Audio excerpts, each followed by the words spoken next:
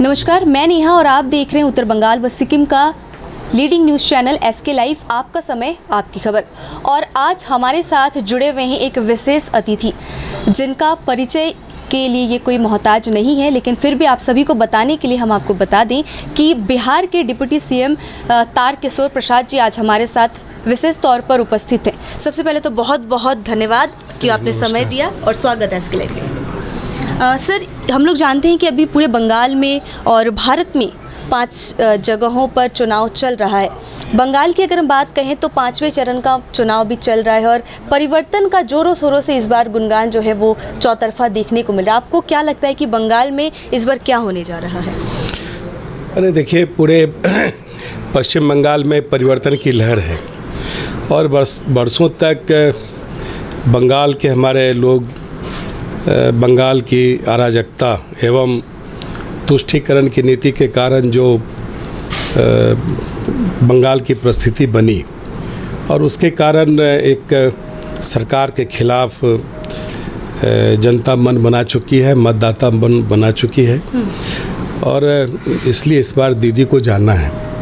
और सबसे बड़ी बात है क्या कि हिंदुस्तान ऐसे देश में जहां मर्यादा पुरुषोत्तम राम हमारे इष्ट देव के रूप में हैं, एक मर्यादा पुरुषोत्तम के रूप में हैं और उनके जय घोष पर जब इस राज्य की मुख्यमंत्री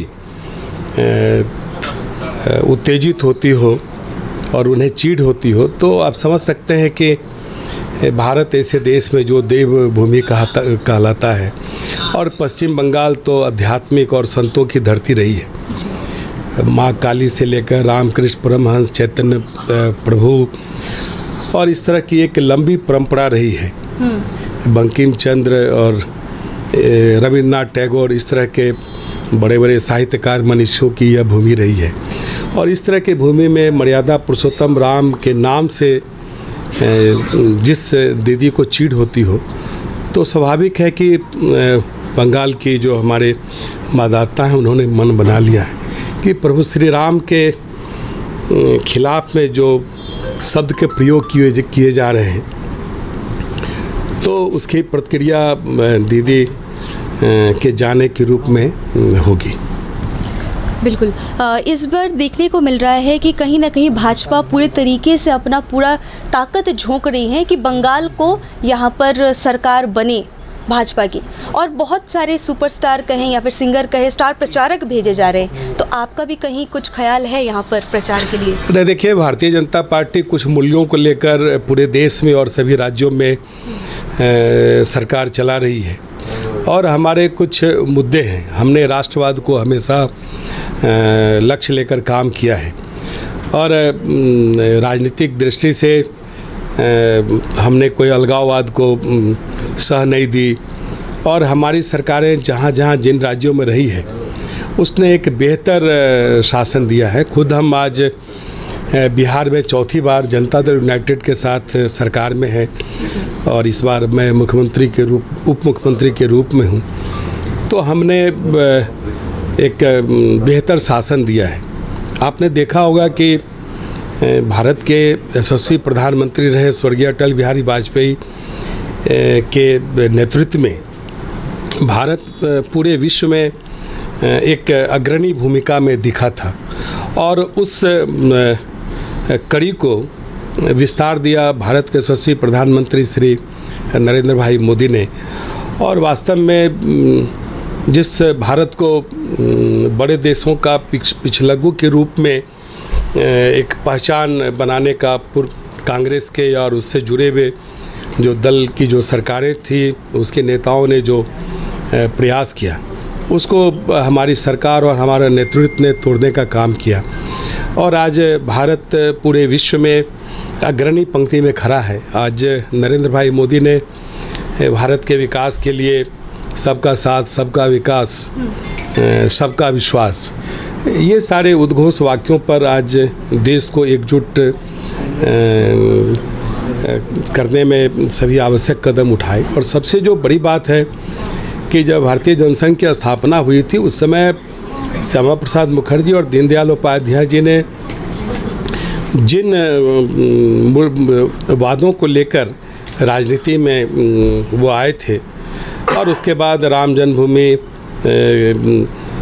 कैसे मुक्त हो, राम मंदिर कैसे बने, 3 तलाक कैसे ख़त्म हो, जम्मू कश्मीर जो भारत में रहते हुए भारत से अलग था, धारा 370 और 35 से कैसे ख़त्म हो। और जब हमारी सरकार पूरे बहुमत में आई तो ये इन सारी चीज़ों को ख़त्म करने का काम किया। तो हम मुद्दों को लेकर भारतीय राजनीति में हैं। और पश्चिम बंगाल की जो ऐतिहासिक, पारंपरिक और आध्यात्मिक धरोहर है उसको ममता दीदी ने तार करने का काम किया। एक अराजकता की स्थिति पैदा हुई। आपने अभी हाल में देखा होगा कि मेरे बिहार के किशनगंज के हमारे जो SHO हैं वो बंगाल में जब एक अपराधी को पकड़ने गए तो उन लोगों ने उन्हें मार डाला। तो ये बंगाल का चेहरा बन चुका है। ये अराजकता की स्थिति है कि तो स्वाभाविक है कि इस तरह की अराजकता में यह बंगाल नहीं चल सकता है। बंगाल में एक मजबूत और अच्छी सरकार चाहिए जो बंगाल के विकास में, बंगाल के शांति व्यवस्था में और बंगाल के लोगों को एक बेहतर शासन दे सके। और भारतीय जनता पार्टी, मैंने पूर्व में भी आपको बताया कि भारतीय जनता पार्टी ने जिन राज्यों में अपनी सरकारें चलाई उस राज्य को के विकास में हमारी बड़ी भूमिका रही। तो हम भी बिहार के बंगाल के मतदाताओं से अपील करने आए हैं कि भारतीय जनता पार्टी नीति जो सरकार बंगाल में बनेगी, जो एक बड़ी उम्मीद की जा सकती है, तो हम एक बेहतर शासन देंगे और जो स्थानीय समस्याएं हैं उसका निराकरण भी होगा। आज सिलीगुड़ी में जो स्थानीय समस्याएं हैं जस की तस पड़ी है। आज इतना बड़ा कूड़ा का डंप बना हुआ है, सरकार के सामने कोई योजना नहीं। हम भी नगर विकास मंत्री हैं बिहार के और हमने इन सारे चीज़ों को दुरुस्त करने का काम किया। लेकिन बरसों बरस से बंगाल में तृणमूल कांग्रेस की सरकार है, लेकिन जो नगरीय सुविधाएं आज सिलीगुड़ी में ऐसे शहरों में होनी चाहिए, आज वो दिख नहीं रहा है। आज कचरे के अंबार लगे हुए हैं। आज सारे बच्चों के इतने सारे स्कूल्स हैं उस डंप के अगल बगल में, लेकिन कोई उसका निराकरण नहीं हो रहा है। सर, तृणमूल कांग्रेस की तरफ से कहीं ना कहीं भाजपा पर यह आरोप लगाया जाता है कि बिहार से या फिर दूसरे जगहों से गुंडे बुला करके यहाँ पर बंगाल में अराजकता फैलाई जाती है, तो इस पर क्या कहेंगे? अब देखिए, दीदी को बिहार के लोग गुंडे नज़र आते हैं और आपको पता है कि बिहार में ऐसी प्रतिभाएं हैं जो दूसरे राज्यों में जाकर उस राज्य के विकास में उन्होंने अपनी अग्रणी भूमिका निभाई है। आज भी भारतीय प्रशासनिक सेवा में बिहार के नौजवान सबसे आगे हैं और बिहार के लोगों ने इसमें डिजिटल ये में या कंप्यूटर साइंस में और जो एक बड़ा बदलाव हो रहा है पूरे वैश्विक स्तर पर उसमें उनकी बड़ी भूमिका रही है। आज आप देखेंगे कि जितने IITian जो निकलते हैं उसमें बिहार के लड़के सबसे ज़्यादा रहते हैं। आप IIM जितने जगह हैं आप जाकर उसका स्कोर देख लें, उसमें बिहार के नौजवान सबसे आगे रहते हैं। बिहार के लोग तो दूसरे राज्यों में जाकर उनके विकास में अपनी भूमिका अदा की है, लेकिन राजनीतिक दृष्टि से दीदी हताश हो चुकी हैं और उस हताशा में इस तरह की बातें कर रही है। बिहार के लोग तो दूसरे राज्यों में जाके अच्छा करते हैं, क्या मैं गुंडा लगता हूँ क्या? बिहार के लोग तो अच्छे कामों के कारण जाते हैं। बिहार तो भगवान बुद्ध और भगवान महावीर को जन्म दिया है, सम्राट अशोक वहाँ हुए हैं, आर्यभट्ट ऐसे गणितज्ञ वहाँ पैदा हुए हैं, डॉक्टर सच्चिदानंद सिन्हा, डॉक्टर राजेंद्र प्रसाद ऐसे भारत के प्रथम राष्ट्रपति हुए हैं।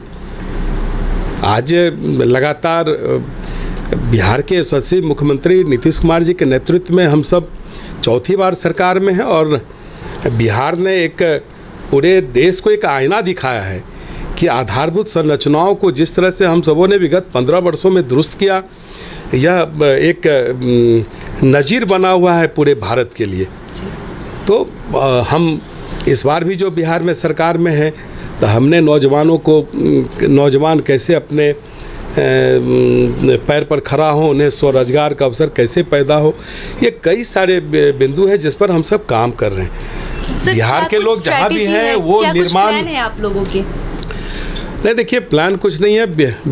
बंगाल के मतदाता मन बना चुके हैं और चुनाव के कई दौर निकल चुके हैं और उन दौरों का जो आकलन है उसमें बहुत स्पष्ट है कि भारतीय जनता पार्टी काफ़ी आगे निकल चुकी है और दीदी इन सारी चीज़ों को समझ रही है। इसलिए वो हताशा के कारण वो अनर्गल बयान दे रही है, अनर्गल बातें कर रही है।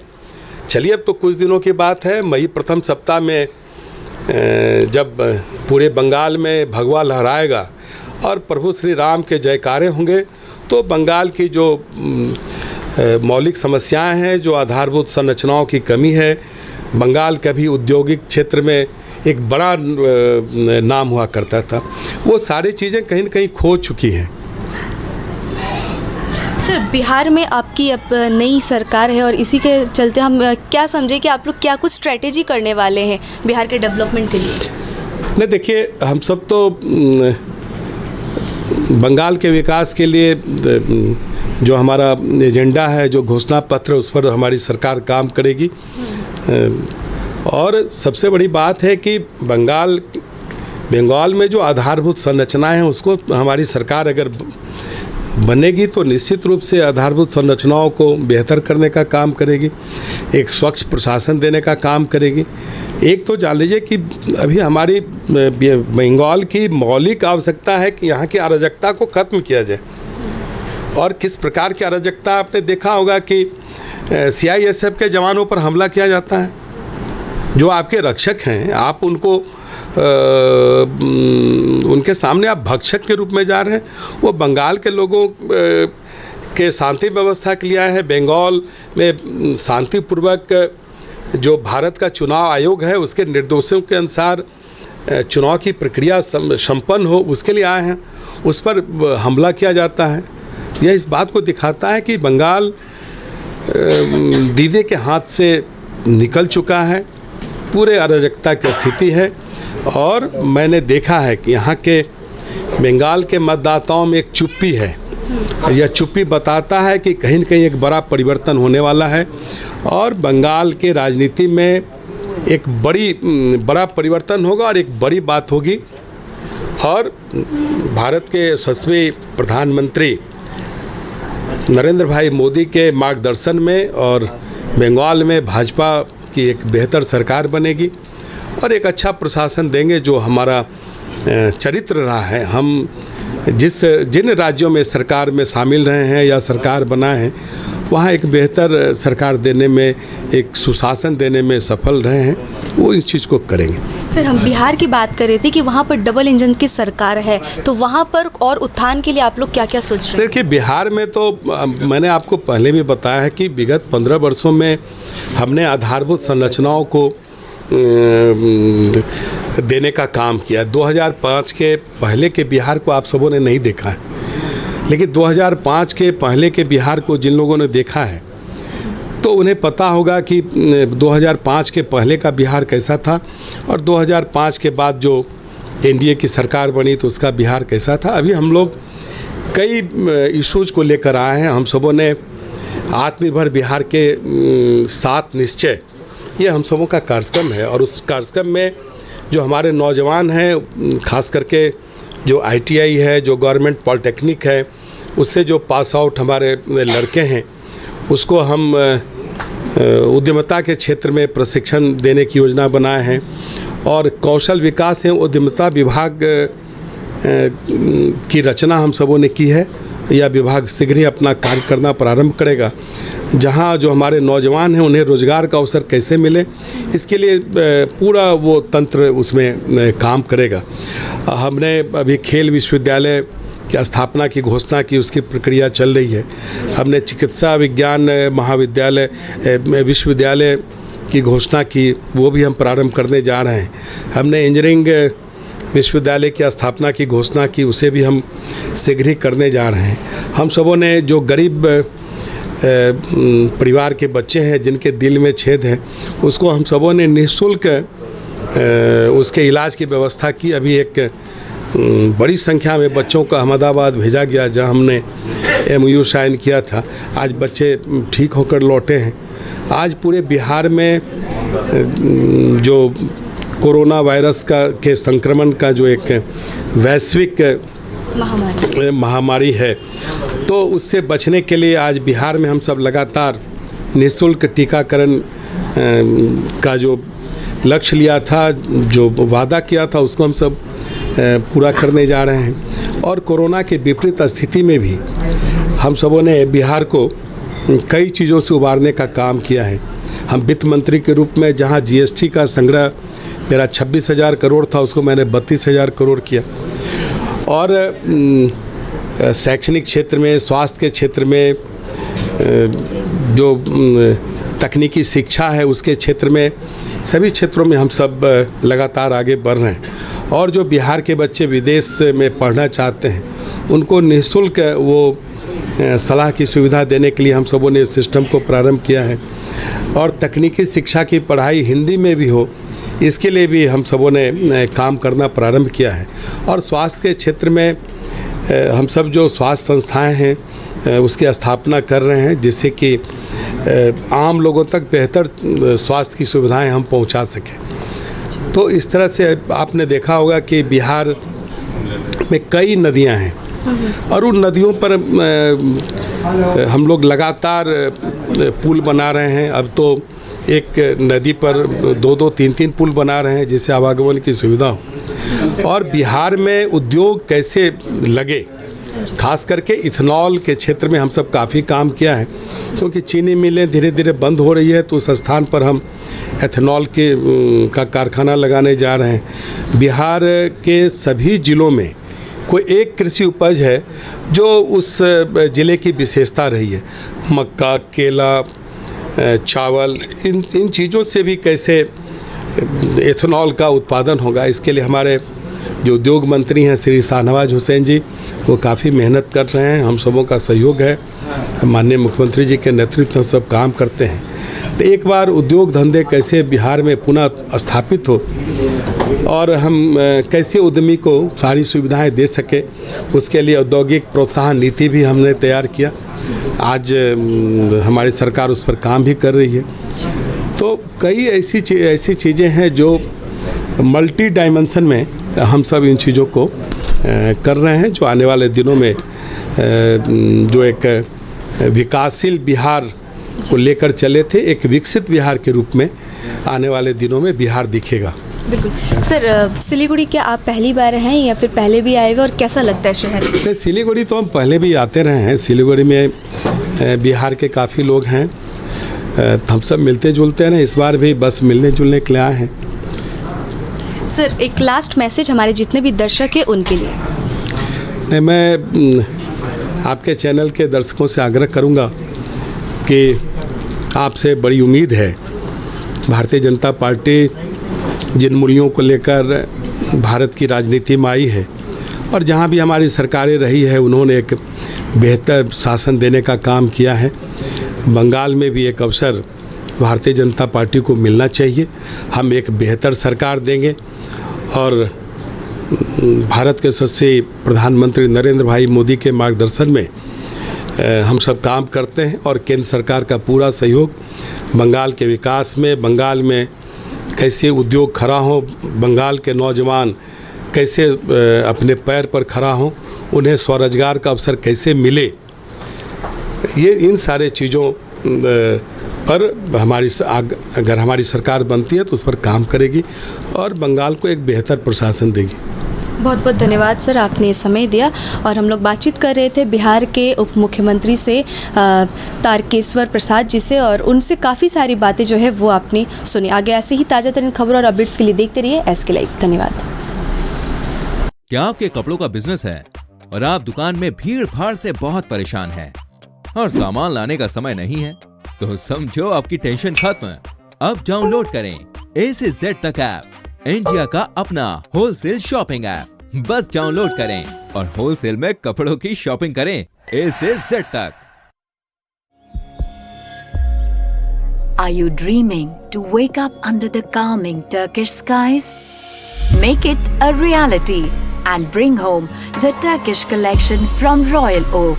Just a click away. International furniture, unbeatable price. Visit a Royal Oak store today. 50 से 70% कम कीमतों पर ऑर्किड बिल्डिंग, ऑपोजिट वेघा circle, 2.5 mile, Sevoke road, Siliguri. अब वक्त आ गया है अपने सपनों को एक नई पहचान देने का। अवेलेबल कंप्यूटर ट्रेनिंग सेंटर आपके लिए लेके आए हैं डिप्लोमा एंड कोर्सेज जैसे English speaking course, software application, financial accounting, Tally, Java, HTML, DTP, C++, Python जैसे बहुत से कोर्सेज एंड डिप्लोमा। और आपको मिलेगा hologram sealed certificate government of West Bengal undertaking, जो आपके हर सपने को देगा एक नई उड़ान। Webel computer training centre, opposite Siliguri college, gate number 2, college Para, Siliguri.